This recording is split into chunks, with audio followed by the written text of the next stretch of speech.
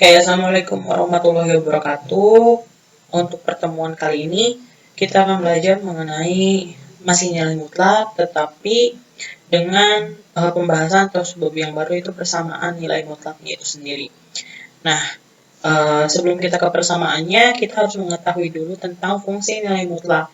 Nah, fungsi nilai mutlak itu adalah yang variabelnya ada di dalam tanda nilai mutlak. Variabel itu apa? Variabel itu nih, bahasa sederhananya adalah hurufnya. Ya, ada variabel, konstanta, dan koefisien. Nanti kita belajar ya di pertemuan selanjutnya tentang variabel, koefisien, dan konstantanya.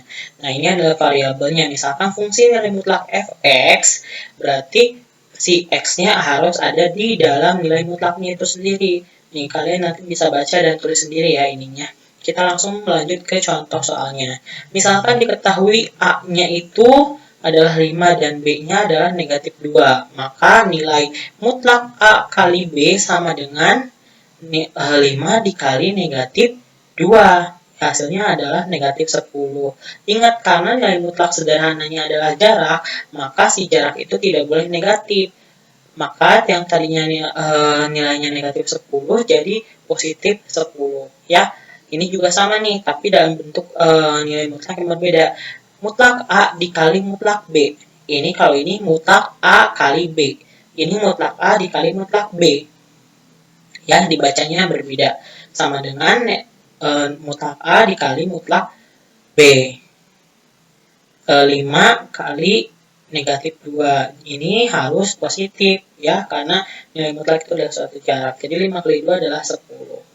Oke, selanjutnya ini adalah kita masuk ke persamaan nilai mutlak. Persamaan nilai mutlak bentuk umumnya itu adalah seperti ini. Jika mutlak fx sama dengan c, dengan syaratnya c lebih dari sama dengan 0. Dan yang kedua, jika mutlak fx sama dengan mutlak gx dan juga mutlak fx sama dengan gx dengan syarat gx itu lebih dari sama dengan 0.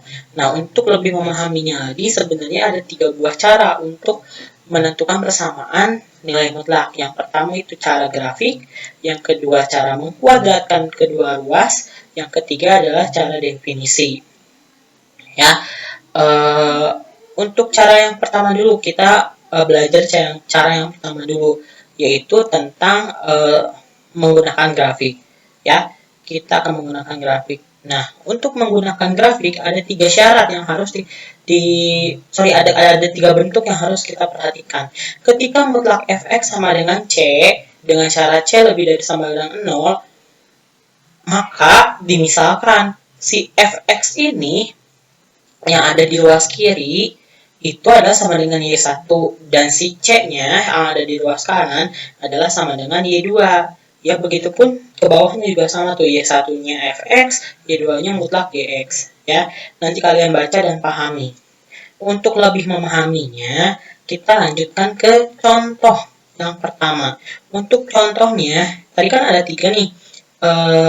Penyelesaian persamaan nilai mutlak ada bentuk grafik, terus ada mengkuadratkan 2 ruas dan juga definisi kan. Nah, contoh ini untuk ketiga-tiganya ya. Contoh untuk ketiga-tiganya kita lakukan ketiga-tiganya. Kita yang pertama terlebih dahulu. Nah, untuk menggambar grafik pada koordinat kartesius. Ingat ya, grafik itu adalah pada koordinat kartesiusnya. Jadi kita harus menggambar di koordinat kartesiusnya. Tadi dimisalkan dulu kan, karena soalnya tadi kan tentukan penyelesaian persamaan mutlak x dikurangi 2 sama dengan 3.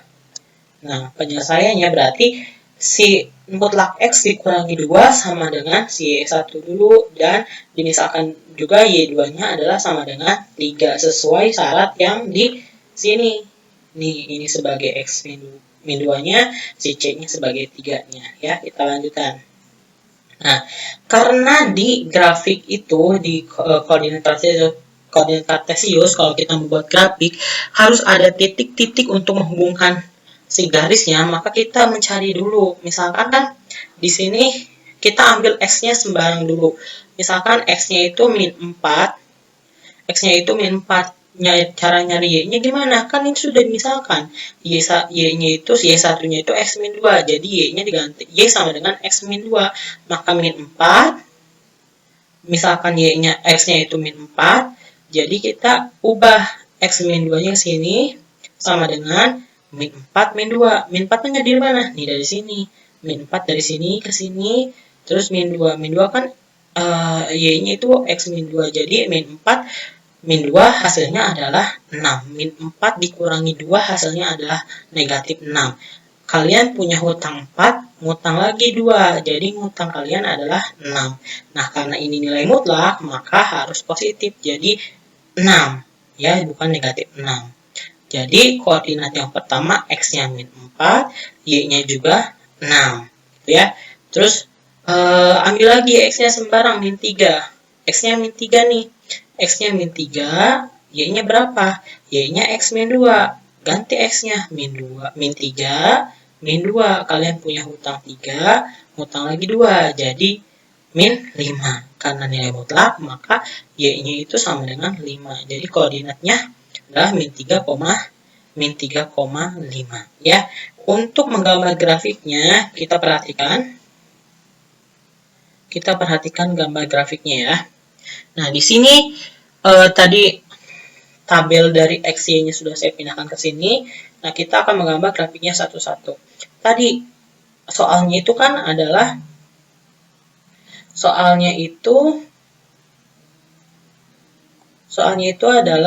X mutlak X min 2 sama dengan 3. Nah, Y kan ini sebagai 3 itu sebagai Y2 kan. Jadi kita taruh dulu Y2. Y2-nya di sini ya. 3 sebagai garis. Jadi si Y3-nya di sini ya. Terus untuk menentukan titik-titiknya, misalkan di sini lihat. Untuk kan berarti ada 2 grafik kan. Untuk grafik Y sama dengan 3 itu di sini. Y sama dengan 3 grafiknya adalah ini nih. Si garis panjang melintang yang memotong titik 3 ya. Terus urusan Y2 yaitu sama. Oke, kita lanjutkan ya. Kita sekarang akan mencoba menggambar grafiknya. Grafik dari tadi mutlak X min 2 sama dengan 3. Tadi kan dikasih tahu kalau dipisahkan dulu grafik Y1 sama dengan X min 2 dan Y2-nya sama dengan 3 dipisah. Nah, supaya lebih gampang kita akan menggambar grafik Y2-nya dulu. Tadi Y2 itu adalah Y2 sama dengan 3 ya.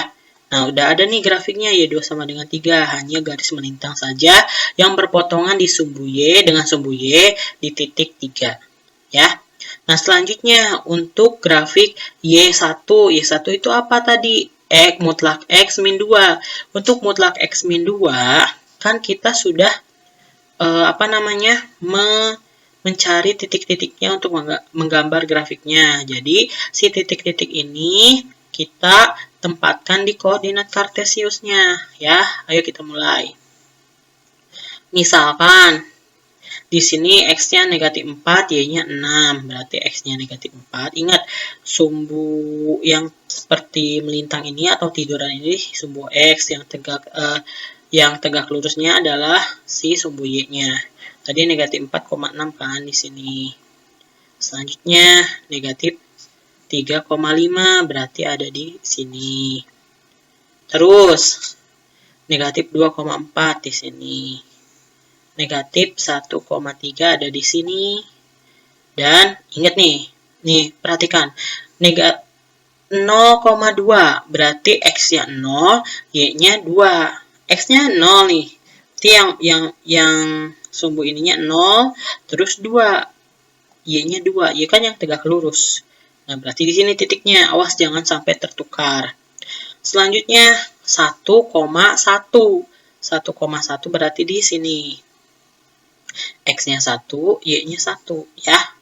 Terus 2,0. Ini sekarang X-nya 2 di sini, Y-nya 0. Berarti X-nya di X. X-nya 2 di X ya. Terus 3,1. Selanjutnya 4,2.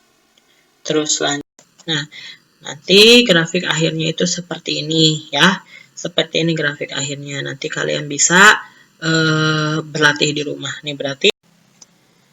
Nah, sekarang kita ke definisi nilai mutlak. Tadi kan di grafik berarti himpunan penyelesaiannya itu adalah negatif 1 dengan 5. Harusnya di sini pun sama, negatif 1 dengan 5. Yang kalian harus perhatikan untuk yang di definisi adalah yang ini. Dua ini nih harus kalian perhatikan. Ketika ada mutlak AX tambah B itu sama dengan C, maka bisa ditulis AX tambah B sama dengan C, atau negatif AX tambah B sama dengan C. Bisa juga AX tambah B sama dengan C, atau AX tambah B sama dengan negatif C. Kita ke contoh soalnya. Ini di sini.